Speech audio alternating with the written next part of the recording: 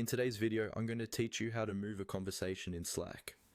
Whether you're consolidating discussions or just keeping your channels tidy, being able to move messages effectively is a handy skill to have. So let's dive into the process step by step to make it as easy as possible for you. First off, begin by navigating to your Slack messages. Open your Slack app or browser and ensure you're logged into the workspace you're working with. This is a crucial starting point because you need to be in the right place to retrieve the conversation you want to move.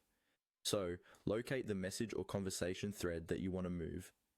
You can do this by browsing through your direct messages or searching within the channels. Once you've found the message, you're ready for the next step.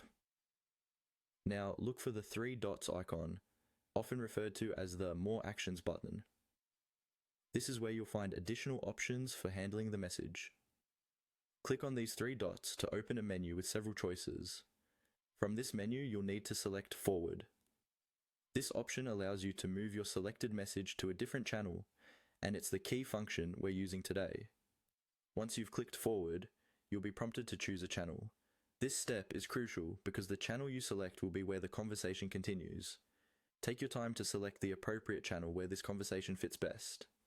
If you're part of multiple channels, ensure you're picking one that aligns with the context of the original message to maintain consistency and clarity across communications. After selecting the channel, you have the option to add text to your moved message.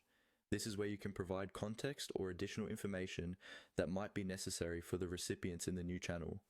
Adding text can make sure everyone is on the same page and understands why the message is being moved. You might want to provide a brief explanation or pertinent details that accompany the forwarded message. Finally, once you're satisfied with your selection and any additional text you've added, click on Forward.